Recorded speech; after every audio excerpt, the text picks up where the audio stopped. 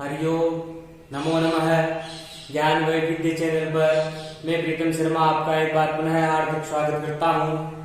जो अपना पाठ्यक्रम चल रहा है वरिष्ठ उपाध्याय का हलंत पुल्लिंग प्रकरण, आज हम जो पीछे की जो कक्षा थी उसमें हम पढ़ चुके थे सूत्र, तो उससे आगे के सूत्र के बारे में आज हम अध्ययन करेंगे। तो आज का जो हमारा पहला सूत्र है वो है युष्मत् अस्मदोर अनादेशे। आज का जो हमारा पहला सूत्र है वो है युष्मत् अस्मदोर अनादेशे। जो आज का हमारा पहला सूत्र है वो है युष्मत् अस्मदोर अनादेशे। ये जो सूत्र है यह विधि सूत्रम है। यह सूत्र क्या है? यह विधि सूत्रम है। और सूत्र का प्रकार हो गया कि विधि सूत्रम है। अब इसके बाद में आता है इसका पदच्छेद। सूत्र का पदच्छेद क्या है? सूत्र का पदच्छेद होगा युष्मत् अस्मदोः अनादेशे।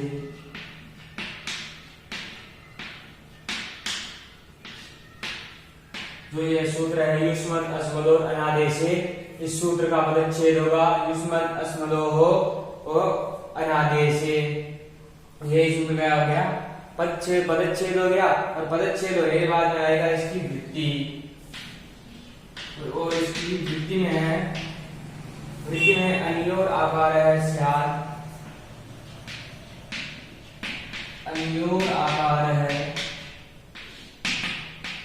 है स्यात् अनादेशे। स्यात् अनादेशे हलादौ विभक्तौ। हलादौ विभक्तौ।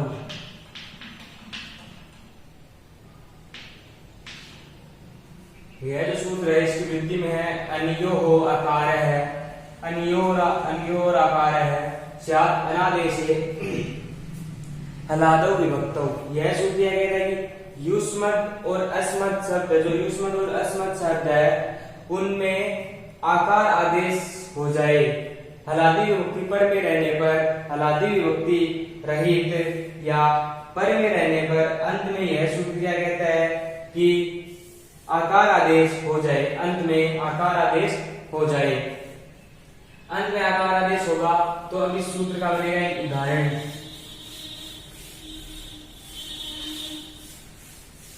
सूत्र का उदाहरण बनेगा युवाभ्याम आवाभ्याम। युवाभ्याम और आवाभ्याम। दो उदाहरण देंगे अपने युवाभ्याम और आवाभ्याम। अब सिद्धि कार्य शुरू करने से पहले हमें करना है क्या कि यहाँ पर हम शब्द लेंगे। तो इसमें शब्द लेंगे तो इसमें जो युवाभ्याम है इसमें हो जाएगा युष्मत् और आवाभ्याम में हो जाएगा अस्मत्। तो इधर आ जाएगा युष्मत् शब्दार्थ और इधर हो जाएगा अस्मत् शब्दार्थ। ये हो गए अपने दो शब्द हो गए। अब ये शब्द लेने के बाद इन शब्दों की करेंगे हम त्रिपदी समास से प्रातिपदिक संज्ञा। फिर यहाँ पे क्या हो जाएगी? प्रातिपदिकात हो जाएगा। फिर प्रातिपदिक संज्ञा होने के बाद में जो सुभ जैसे अमोक सस्ता धर्मिस के ध्यान देश किसी ध्यान देश गसोसाम जी और सूप है। सूप इस सूत्र से यहाँ पर प्रत्यय आएंगे। तो यहाँ पर आएगा भ्याम प्रत्यय। तो भ्याम प्रत्यय आएगा, इसलिए बन जाएगी युष्मत् धन भ्याम अस्मत् धन भ्याम। ये क्या स्थितियां बन जाएगी? ये दो स्थितियां बन गई युष्मत् धन भ्याम और अस्मत् धन भ्याम। उसके बाद में हमने पूर्व कक्षा में एक सूत्र पढ़ा था कि युवाओ द्विवचने। युवाओ द्विवचने।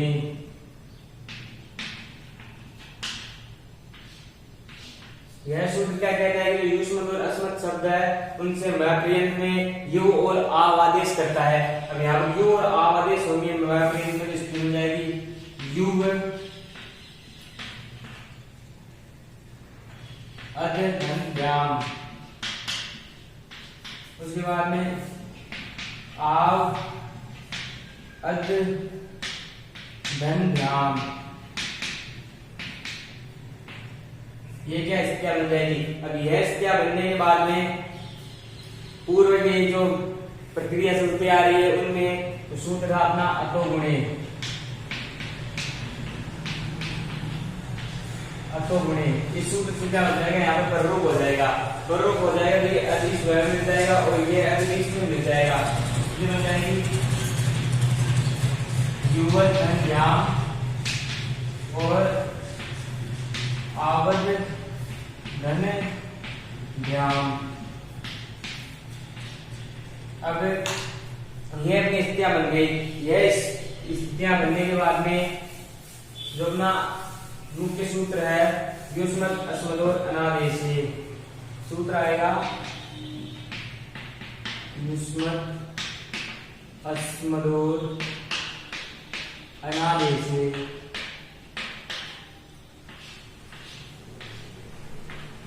इस सूत्र से क्या होगा कि यह सूत्र जो युष्मत् और अस्मत् शब्द है उसके अंतिम में जो हलाती विभक्ति है उसके पर में रहने पर हलाती विभक्ति रहित जो युष्मत् और अस्मत् शब्द है उनके अंत में क्या करता है, अंत का वर्ण उसके स्थान पर आकार आदेश करता है। तो आकार आदेश करेगा तो स्थिति बन जाएगी कि यु अंत का वर्ण द है, इस द के स्थान पर आदेश करेगा तो स्थिति बन जाएगी युग आ धन ध्यान।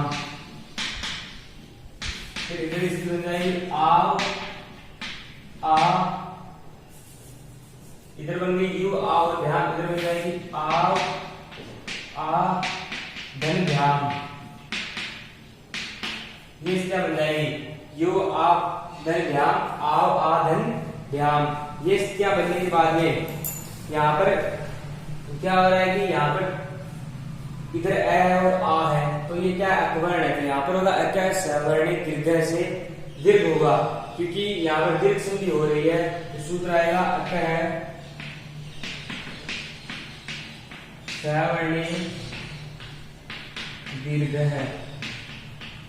इस सूत्र से क्या होगा कि यहाँ पर दीर्घ हो जाएगा, स्थिति बन जाएगी युवा धन ध्यान और आवा धन ध्यान। ये इसमें बन गए। उसके बाद में इन वर्णों का कर देंगे हम संयोग कर देंगे, वर्ण संयोगे, वर्ण संयोग हो जाएगा इधर ध्यान आ जाएगा तो इसकी बन जाएगी युवा ध्यान और इधर इसकी बन जाएगी आवा ध्यान। इस प्रकार जब ये दो धारण थे युवाभ्याम और आवाभ्याम घोषित हो जाएंगे। करना उसमें सिर्फ एक सूत्र का बदलाव हुआ है और बाकी प्रक्रिया जो पहले हम पढ़ चुके हैं वही प्रक्रिया चल रही है। अगर आपको इनमें कोई शंका हो समस्या हो तो आप कमेंट के जरिए अवश्य बताएं, आपकी शंका का अवश्य समाधान होगा। अब चलते हैं अपने अगले सूत्र अन्य सूत्र की ओर। जो अपना अगला आज का सूत्र वो है तुभ्यमयो गई, तुभ्यमयो गई सूत्र है तुभ्यमयो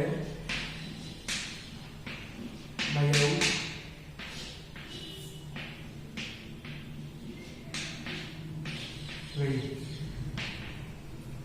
जो अपना सूत्र वो है तुभ्यमयो गई। यह सूत्र भी क्या है, विधि सूत्रम है।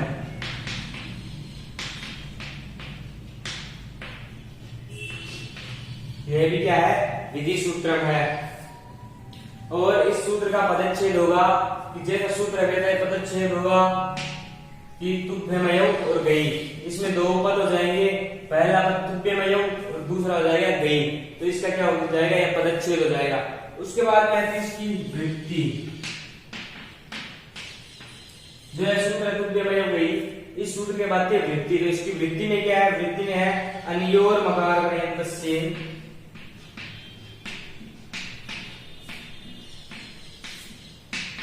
अनियोर मकार पर्यंतस्य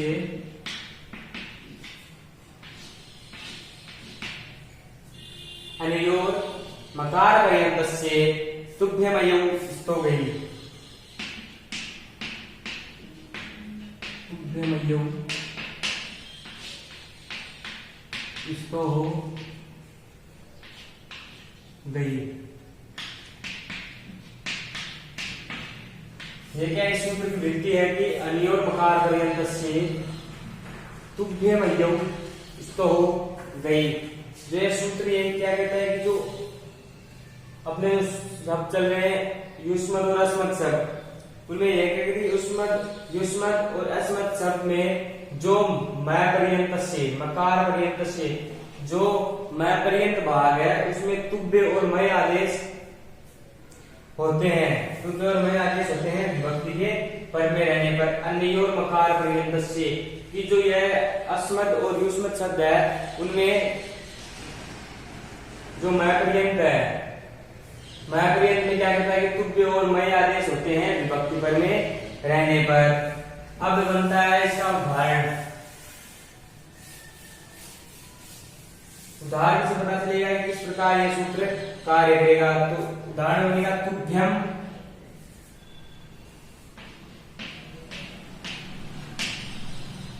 तुभ्यम और मह्यम।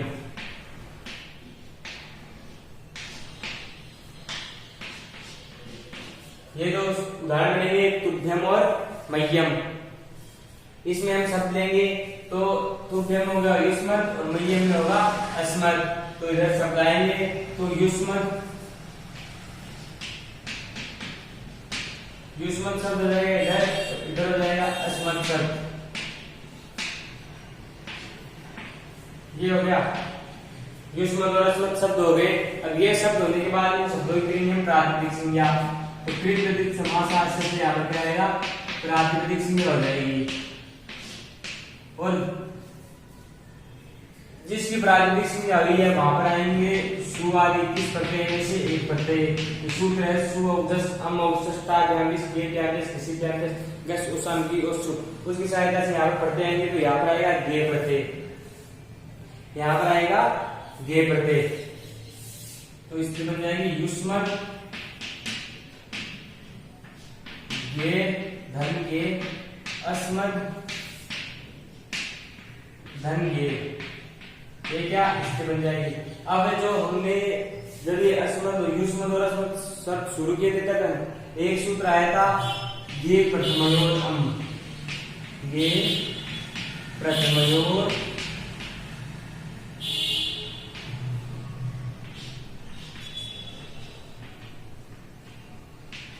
सूत्र आया था ना गे प्रथमयोरम। यह सूत्र क्या कहता है कि गे विभक्ति में गे प्रत्यय होने पर और जो प्रथमा और द्वितीय विभक्ति है उन कोई सा भी प्रत्यय हो उसके स्थान पर क्या करता है हम आदेश करता है। अब यहाँ पर में क्या है गे है तो इस गे के स्थान पर ये सूत्र क्या करेगा हम आदेश। इसलिए बन जाएगी युष्मत धन अम फिर अस्मत् धन अम। युष्मत धन अम और अस्मत् धन अम ये दो स्थितियां बन गई। अब ये स्थितियां बनने के बाद में अपना जो मुख्य सूत्र है वो आता है तुभ्य मह्यम गई। तुभ्य मह्यम गई। इस सूत्र से यह सूत्र क्या कह रहा है कि अनियोर मकार पर्यंत से तुभ्य मह्यम आदेश है गई कि जो ये युष्मत और अस्मत् शब्द है उनमें मैं पर्यंत में तुभ्य और मय आदेश हो जाए गई पे गे पे रहते। तो युष्मत और तुभ्य और मय आदेश होंगे इधर हो जाएगा तुभ्य। तो इसकी हो जाएगी तुभ्य अध धन अम। इधर बन जाएगी मह्य अध धन अम। ये स्थितियां बन जाएगी। अब ये स्थितियां बनने के बाद में पूर्व की प्रक्रिया में जो अपना सूत्र चल रहे वो आएंगे अतो गुणे। इससे क्या होगा पररूप हो जाएगा। पररूप होगा तो स्थिति बन जाएगी तुभ्यं धन अम और मह्यं धन अम। ये स्थितियां बन जाएगी तुभ्य धन अम और तुभ्य धन अम और मय्य धन अम, ये स्थितियां बन जाएगी। इसके बाद में अपना सूत्र आएगा शेष ये लोप है, जो क्या कहता है कि शेष अंतिम का जो अंत्यकार है उस अंतिम जो शब्द है वर्ण है उसका क्या कहता है लोप। अंतिम यहाँ पर है तो उसका क्या हो जाएगा लोप। तुभ्य धन अम और फिर मय्य धन अम, ये हो गया। ये क्या करने के बाद में अपना जो सूत्र आएगा वो आएगा अमी पूर्व है, अमी पूर्व है। इस सूत्र से क्या हो जाएगा यहाँ पर पूर्व रूप हो जाएगा।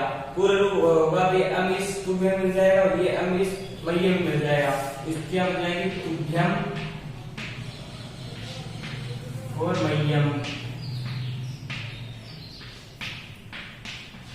इस प्रकार जो हमने जो स्थितियां जो दो रूप बनाने थे, जो अपना सूत्र था तुभ्यम मय्यम गई, उसके जो तुभ्यम और मय्यम इस प्रकार सिद्ध हो जाएंगे। केवल एक सूत्र बदला है वो है तुभ्यम मय्यम गई। उससे क्या हुआ है कि जो मैपर्यंत भाग है उसमें और अस्मत् शब्द के जो मैपर्यंत भाग है उसमें तुभ्य और मय्य आदेश हुए हैं। अगर आपको इस सूत्र में कोई शंका हो, समस्या हो, स्थितियों में कोई शंका हो, समस्या हो तो आप कमेंट करें, अवश्य बताएं, आपकी शंका का अवश्य समाधान होगा। अब इसके बाद में अगला जो सूत्र आता है वो आता है भेषोभ्यम। सूत्र आता है भेषोभ्यम।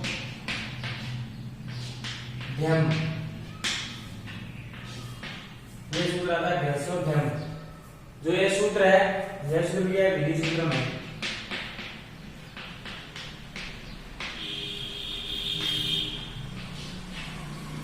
ये क्या है विधि सूत्रम है। और जो इस सूत्र की वृत्ति है वो है जो इसका पदच्छेद है वो है भेष्य है, भेष्य है भ्यम।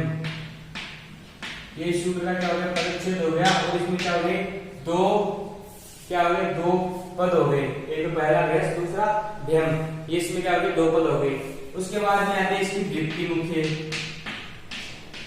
वृत्ति क्या कहते हैं कि वृत्ति में है भेषोभ्यम अभ्यम आदेश है स्यात्। भेषोभ्यम अभ्यम आदेश है स्यात्। सूत्र की वृत्ति है भेषोभ्यम अभ्यम आदेश है स्यात्।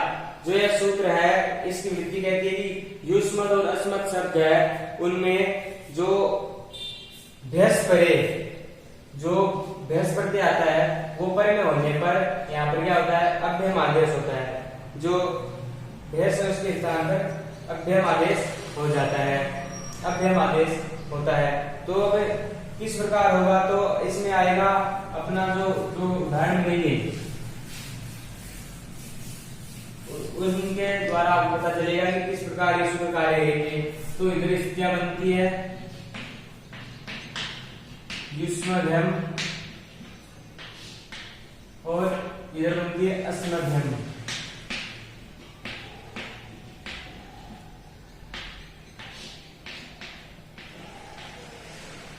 ये स्थितियां बनती है दो, ये दो स्थितियां बनती है। तो पहले हम यहाँ पर शब्द लेंगे, इधर हो जाएगा युष्मत् और इधर हो जाएगा अस्मत्। हो गया। उसके बाद में करेंगे हम यहाँ की वृत्ति समासार्थ से इन क्या करेंगे प्रातिपदिक संज्ञा।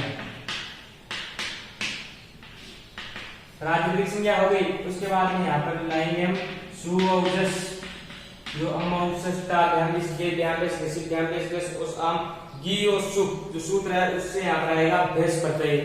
भेष प्रत्यय आएगा तो इसमें बन जाएगी इधर युष्मत् धन भेष, युष्मत् धन भेष और इधर इसमें बन जाएगी अस्मत् धन भेष।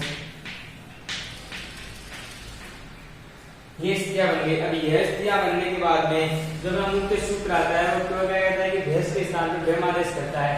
तो मुख्य जो सूत्र आता है वो आता है भेषोभ्यम भ्यम।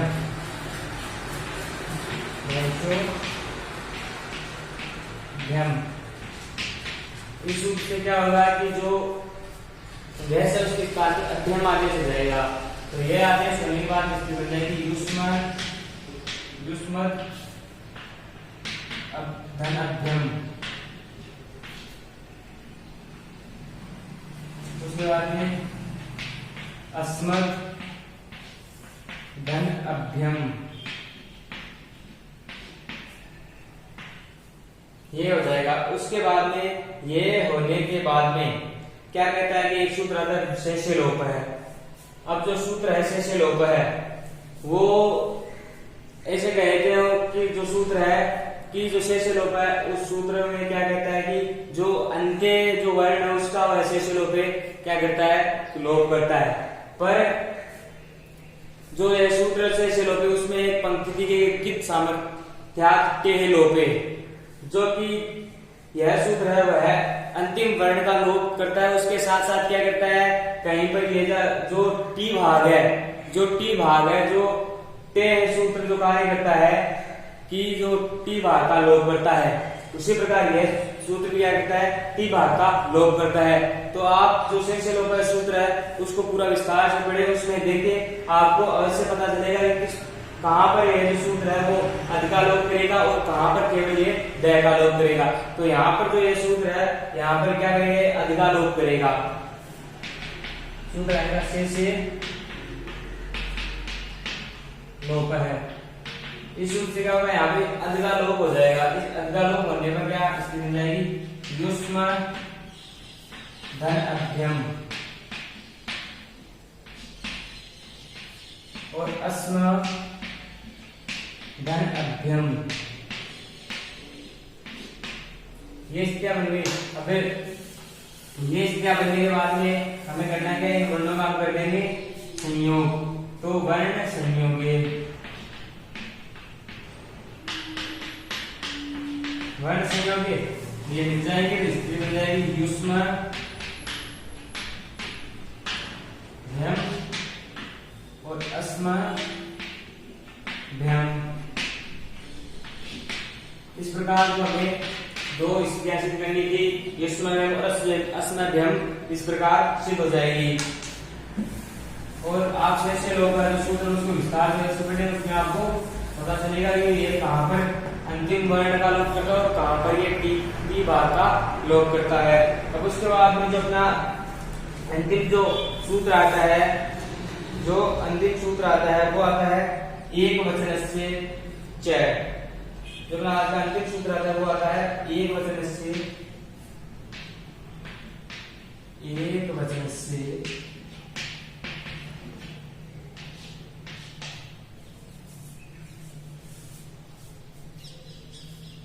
जो अपना सूत्र आता है एक वचनस्य च। सूत्र यह विधि सूत्र है।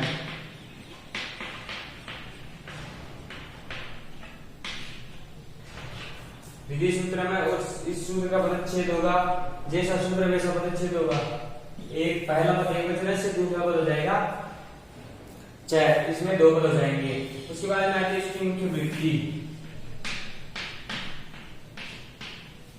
तो जो ये सूत्र है एक वचन से च विधि सूत्र में। अब आते हैं इसकी वृत्ति। वृत्ति में क्या लिखा गया है, वृत्ति में आभ्याम पंचम में एक वचन से अच्छा, आभ्याम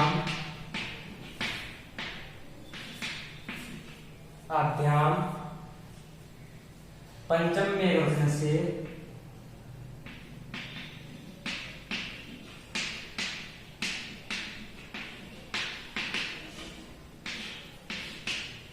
अच्छा।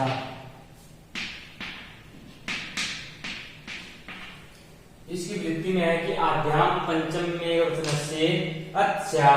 जो यह सूत्र क्या कहता है कि यह सूत्र कहता है कि युष्मत् अस्मत् से परे पंचमी का जो एक वचन है वहां पर क्या हो जाए अत आदेश हो जाए। अब यह सूत्र क्या कहता है कि आभ्याम पंचम में एक वचन है। आभ्याम यानी जो अपने शब्द चल रहे हैं युष्मत् और अस्मत् शब्द, उनमें जो पंचमी का एक वचन है, जो पंचमी का एक वचन गसी है, पंचम में एक वचन से जो पंचमी विभक्ति का एक वचन है, यानी कि पंचमी विभक्ति का एक वचन है गसी, पंचमी विभक्ति का एक वचन है गसी।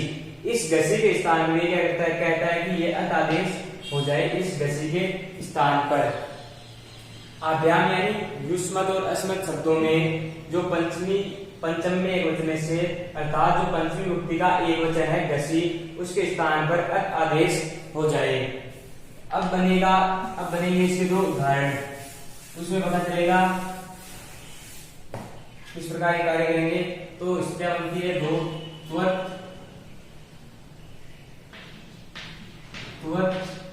और मत, त्वत और मत।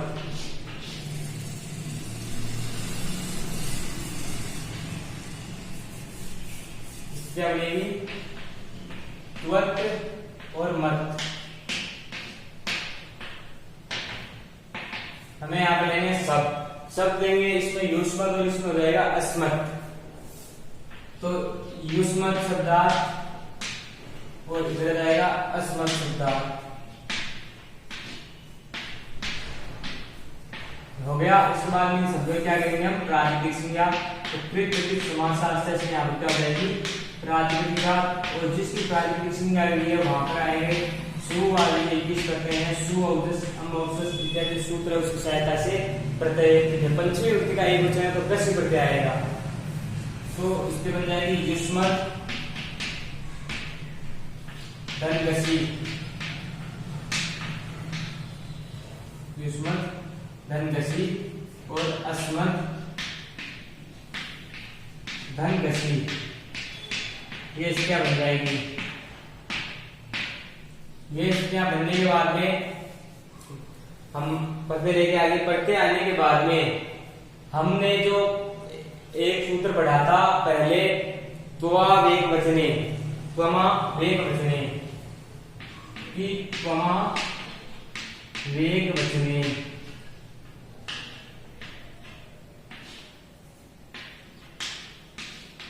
यह सूत्र क्या कहता है कि जो युष्मत और अस्मत् शब्द उनके मैप्रियंत में त्व और मैं आदेश हो जाए। ये क्या कहते हैं? त्व और मैं आदेश हो जाए। त्व और मैं आदेश करेगा इधर हो जाएगा त्व धन त्व अध धन गसी, और इधर हो जाएगा मैं अध धन गसी। ये दो बन जाएंगे, अपनी स्थितियां बन गई त्व अध धन गसी, मैं धन गसी। उसके बाद पूरे तरह अपना सूत्र रहेगा अतो गुणे। इस सूत्र क्या होगा? यहाँ पर रूप होगा, किसकी बनेगी? त्वद धन गसी और मद धन गसी। ये स्थितियां बन जाएगी। ये स्थितियां बनने के बाद में अपना जो अगला सूत्र आता है वो आता है एक वचन से च। एक वचन से च। यह सूत्र क्या कहता है कि अन्योर की जो युष्मत और अस्मत् शब्द है उनमें जो पंचम में है, जो पंचमी विभक्ति का एक वचन है उसके स्थान पर अत आदेश है। पंचमी विभक्ति का एक वचन यहाँ पर गसी है, गसी के स्थान पर अत आदेश होगा, तो इसमें बन जाएगी त्वद धन अत, और इधर बन जाएगी मद धन अत। अब ये क्या बन जाएगी? त्वद धन अत मद धन अत। ये स्थितियां बनने के बाद क्या होगा? सूत्र आएगा